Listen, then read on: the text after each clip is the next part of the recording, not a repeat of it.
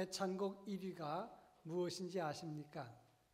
오승근의 내 나이가 어때서, 이 노래가 애창곡 1위라고 합니다. 가장 많이 불려지는 노래라기도 합니다. 가사 중에 보면 우연히 어느 날 거울 속에 비친 내 모습을 바라보면서 세월아 비켜라 내 나이가 어때서 사랑하기 딱 좋은 나이인데, 이런 가사가 있습니다. 오늘 어버이 주일입니다. 오늘은 주 안에서 부모님을 공경하고 어르신들을 존경하자는 의미에서 정한 주일입니다. 부모님을 공경하고 어르신들을 존경하되 어르신 스스로도 내 나이가 어때서 예수 믿기 딱 좋은 나이인데, 이런 마음을 가질 수 있기를 주의 이름으로 축원합니다. 성경은 내 부모를 공경하라 말씀했습니다. 아비와 어미를 모욕하는 자를 죽임을 당할 것이라고 말씀을 했고, 신명기 27장 16절에 보면 그의 부모를 경홀히 여기는 사람은 저주를 받을 것이라 이렇게 말씀했습니다. 사무엘하서 15장 이후에 보면 다윗의 아들 압살롬이 아버지를 반역했습니다. 그런데 아버지는 나를 위해서 젊은 압살롬을 너그러이 대우하라 이렇게 말합니다. 아들은 아버지를 죽이기 위해서 사람을 일으키고 군대를 보내고 아버지의 후처를 범했지만 아버지는 아들을 너그럽게 대해달라고 부탁을 합니다. 결국 압살롬이 불효를 저지르고 그 일이 도를 지나쳤을 때 하나님이 그를 망하게 하셨다 하는 것입니다. 부모를 잘 섬기는 것은 하늘의 복을 받는 것이고, 부모와 노인을 존경하고 대우하는 것이 자기의 복이라고 하는 것입니다. 반대로 부모를 소홀히 하고 노인들을 학대하면 하나님의 복을 차버리는 저주받는 길이라는 사실을 알아야 된다 하는 것입니다. 옛말에 효순 환생 효순자하고 오역 환생 오역자니라, 이런 말씀이 있습니다. 이 말은 효도하고 순한 사람이 효도하고 순한 아들을 낳고 거스리는 사람이 다음 세대에 거스리는 자녀를 낳는다, 그런 말입니다. 부모를 공경하고 어른들을 존대함으로 그 다음 세대에게 존경받고 하늘의 복을 누리는 하나님의 거룩한 백성이 되기를 주의 이름으로 축원합니다. 오늘 우리가 읽은 본문의 말씀은 모압 땅에서 남편과 두 아들을 잃고 그리고 룻과 함께 고향 땅에 돌아온 나오미의 귀환을 다루고 있다 하는 것입니다.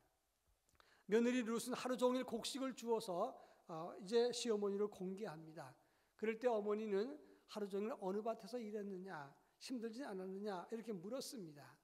룻이 보아스의 밭에서 일했다가 이야기를 하자 나오미는 룻의 행동을 조심시키고 앞으로 행할 일을 자세하게 가르쳐주는 장면이 오늘 우리가 읽은 본문의 내용이라고 하는 것입니다.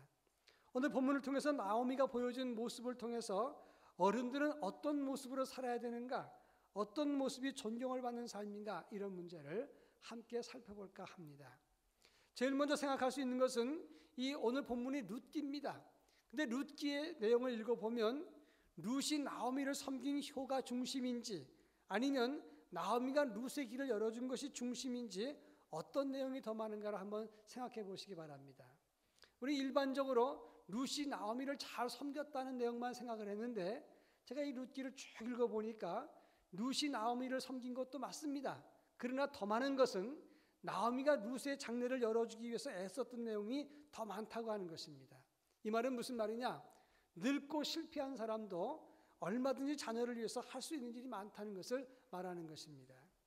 오늘 본문의 나오미는 남편 엘리멜렉과 함께 이스라엘 땅에 흉년이 들었을 때에 그 고향 땅 베들레헴을 버리고 모압 땅에 가서 살았습니다. 그 땅에서 남편 엘리멜렉이 죽고 두 아들 말론과 기론도 죽었습니다. 그래서 시어머니는 두 며느리를 불러다가 너희 고향 땅으로 다 돌아가라.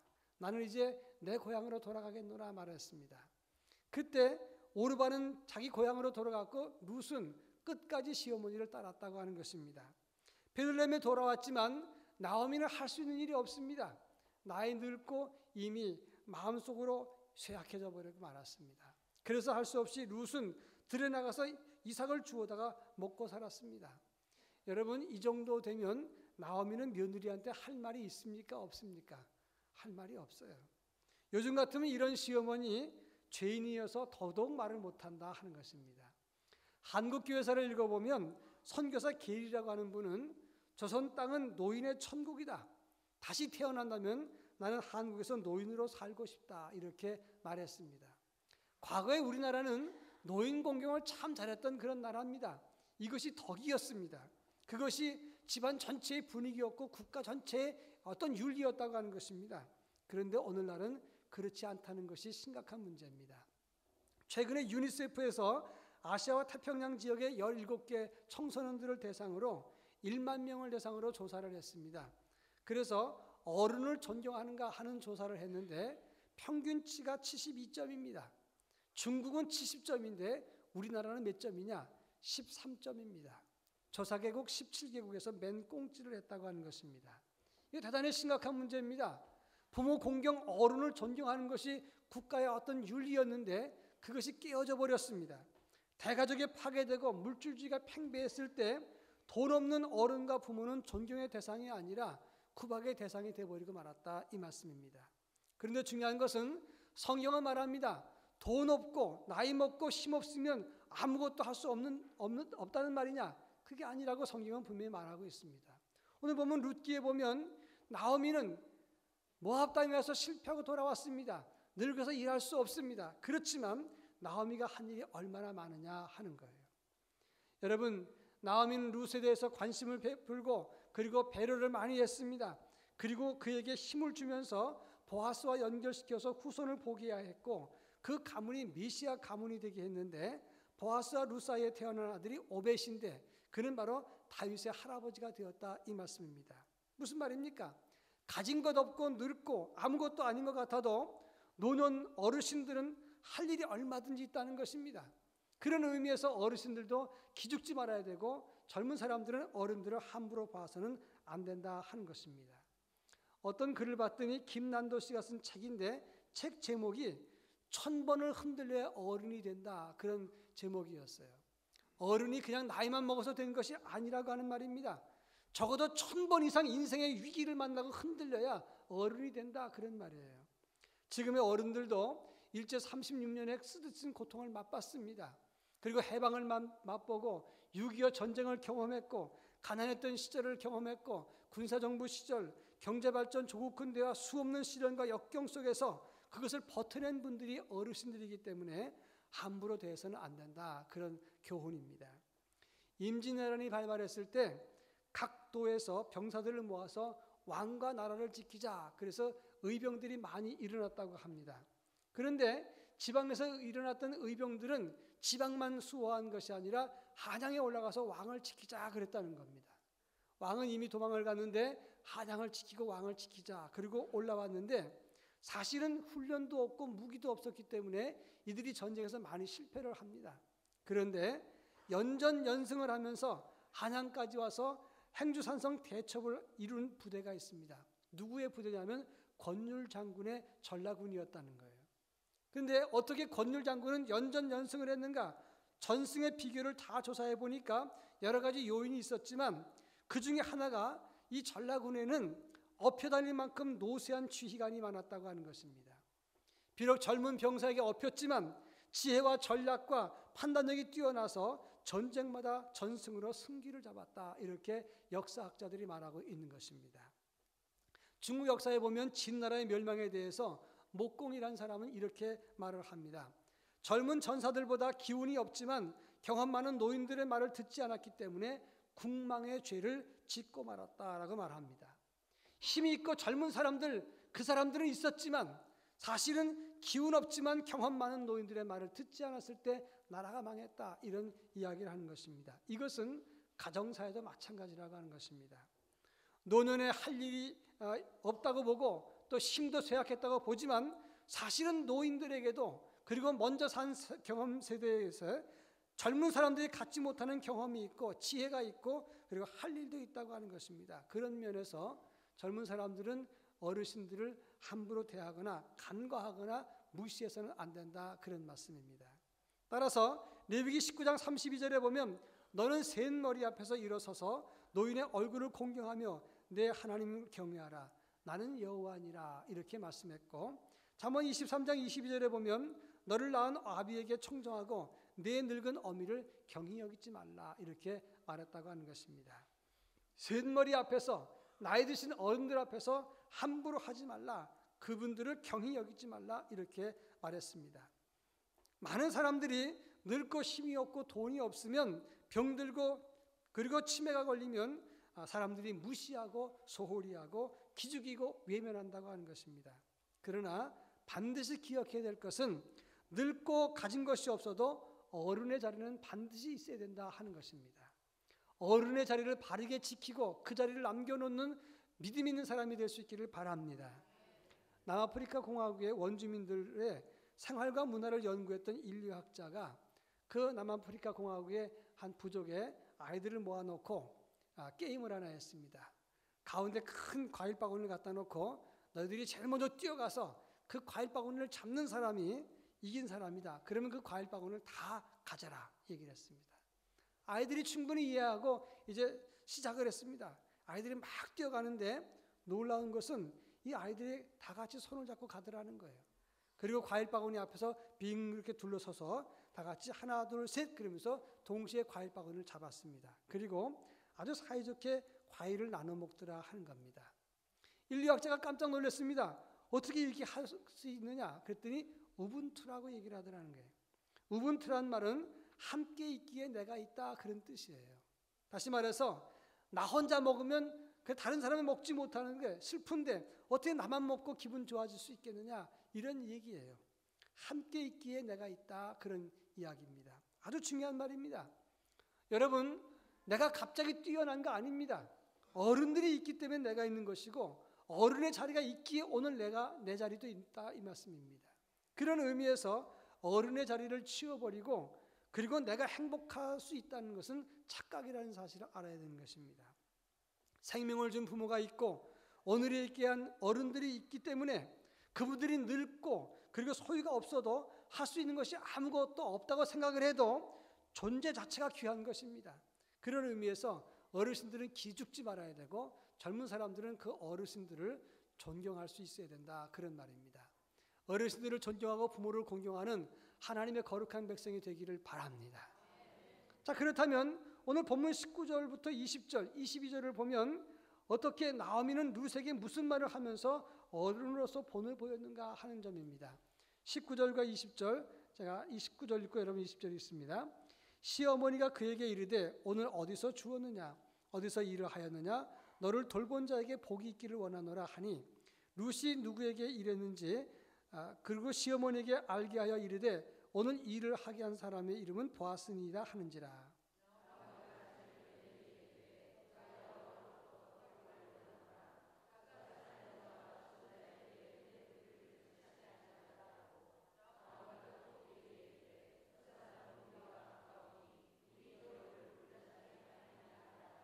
(22절) 다 같이 있습니다.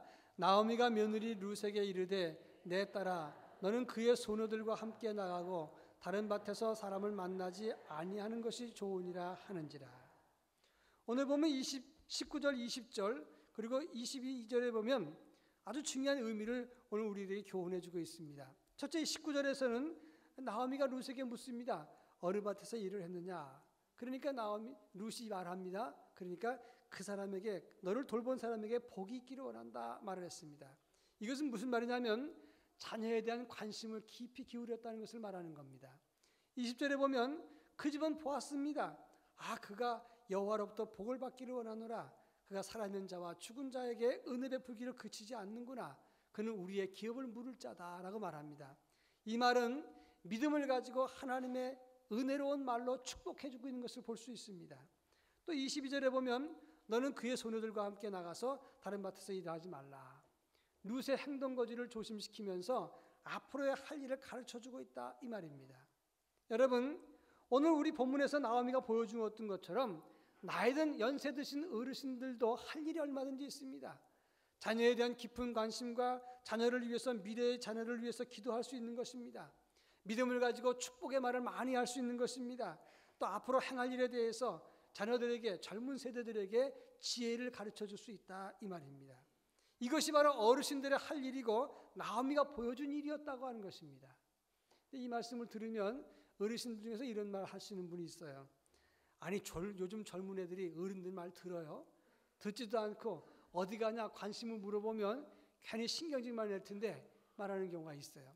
실제로 할머니나 할아버지가 젊은 손자에게 너 어디 가니? 물어보면 뭔 상관이에요? 그리고 훅 나가버린다는 거예요. 그러니까 말을 못한다는 거죠.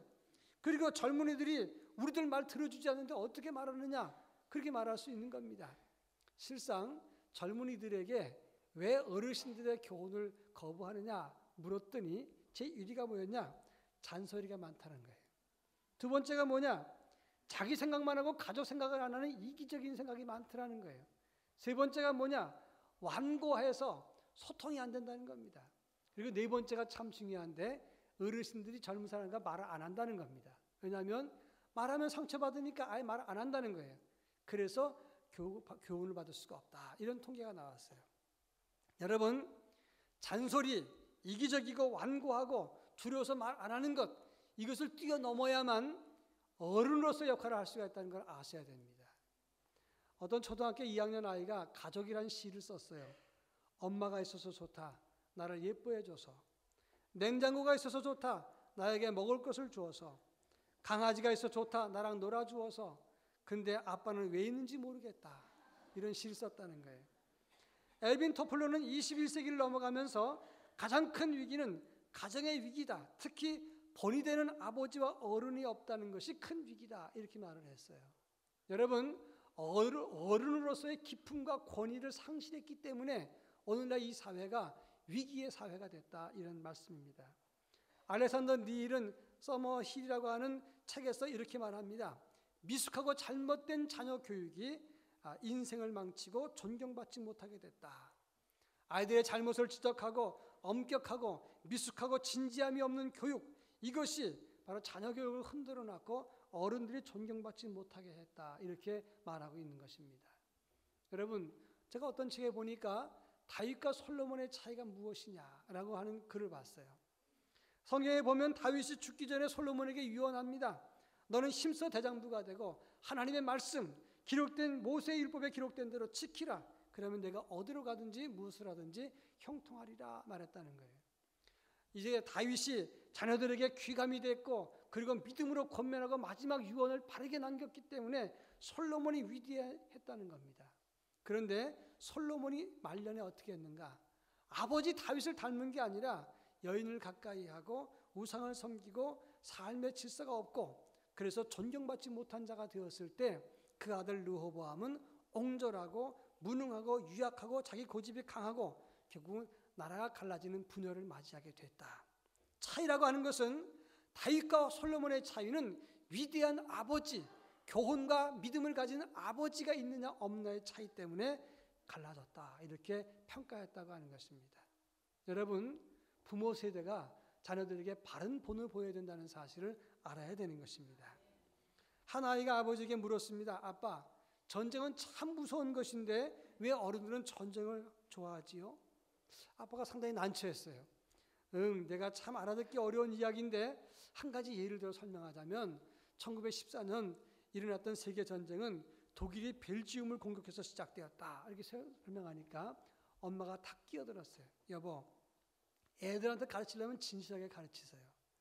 그건 다른 게 아니라 누군가가 살해됐기 때문에 복수하려고 하다가 죽이고 또 복수를 당하고 또 복수하고 이것이 반복됐단다. 이렇게 얘기를 하니까 남편이 화가 났어요. 아니 여보, 아이들한테 좀 그렇게 적절하게 설명해야지 그게 도대체 뭡니까? 아니 가르치려면 진실하게 가르쳐야죠. 부모들끼리 막 싸우는 거예요. 그러면서 엄마가 문을 확 닫고 나가니까 아이가 속으로 그렇게 고개를 끄덕거리면서 전쟁이 왜 시작된지 알겠네요. 이렇게 얘기를 했다는 겁니다. 부모들이 늘 항상 갈등이 있으니까 자녀들이 그걸 제대로 본받지 못하는 겁니다.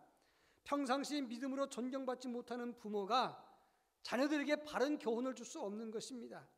여러분, 오늘 본문의 나오미, 그는 진정한 관심을 자부에게 보여주었고 믿음으로 축복하는 말을 많이 했고 자녀 앞길을 위해서 지혜를 빌어서 자녀의 앞길을 열어주었다고 하는 것입니다.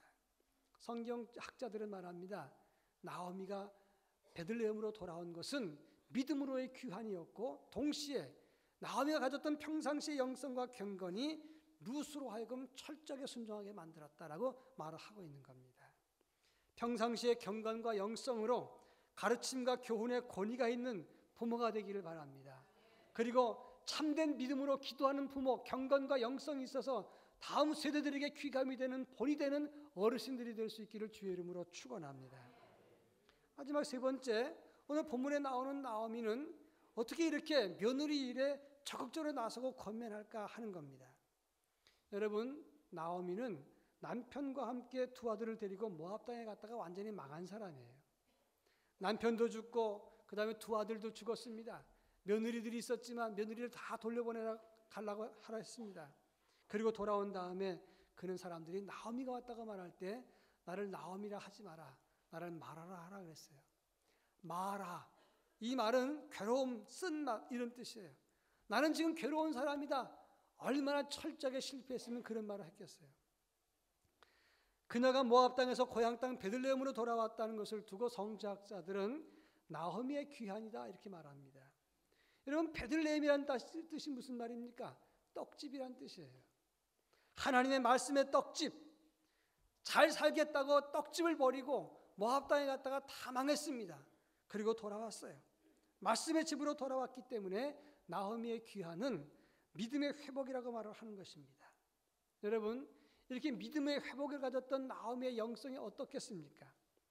하나님의 땅을 버리고 신앙 공동체를 버리고 먹고 살기 위해서 등을 찌고 그리고 다 실패하고 돌아왔을 때 뼈저린 후회와 뼈저린 아픔이 있었을 것이다 그런 말입니다.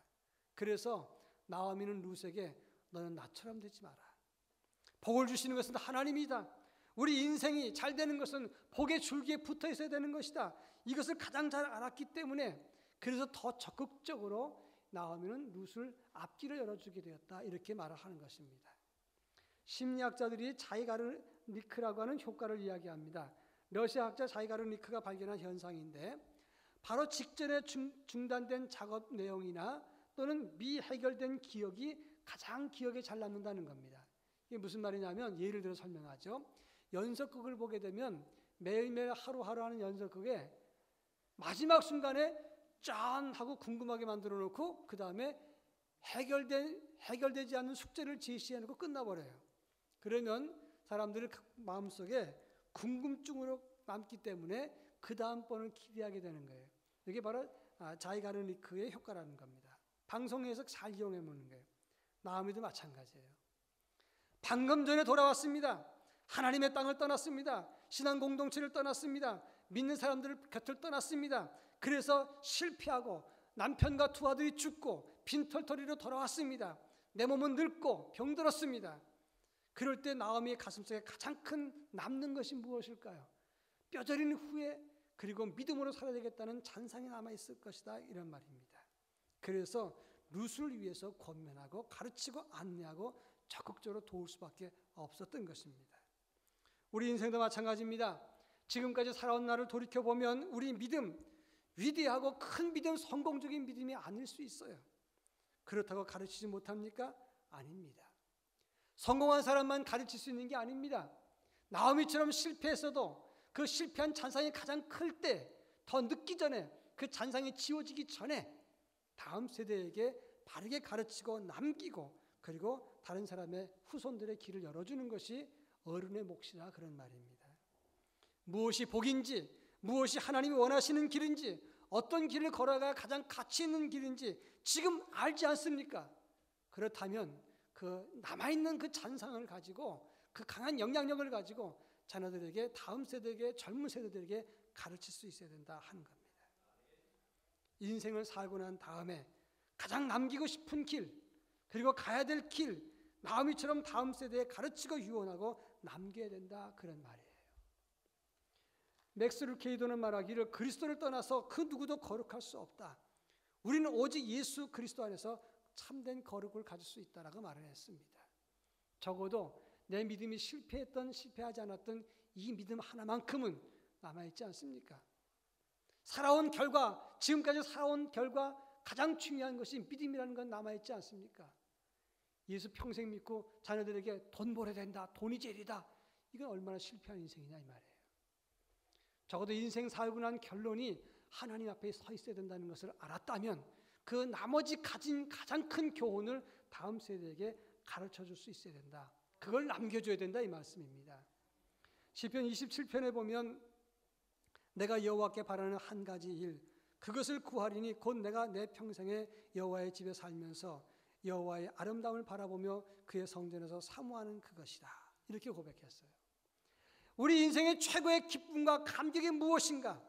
하나님의 집에 살면서 하나님의 아름다움을 바라보고 그의 성전을 사모하는 그것. 이것이 우리 인생의 가장 큰 결론이 될 수 있기를 바랍니다. 이 가장 큰 결론을 다음 세대에게 가르치고 남기고 유언을 하고 그리고 다음 세대의 길을 열어줘서 참되게 하나님을 섬길 수 있도록 만들어주는 어른, 이것이 참된 어른의 모습이고 나오미가 보여주었던 교훈이라고 말할 수가 있는 것입니다. 축구 용어 중에 인저리 타임이란 말이 있습니다. 축구는 45분 합해서 90분을 뛰는데 축구하다가 경기 도중에 부상을 하거나 반칙을 하면 그 로스 타임을 적용을 해서 나머지 경기 지연 시간을 더 주는 것이 인저리 타임이라고 말합니다. 보통 2, 3분을 주는데 1994년에 미국 월드컵 때 한국과 볼리비아전에서 10분 정도 인저리 타임을 줬어요. 여러분, 인저리 타임은 끝난 시간이 아닙니다.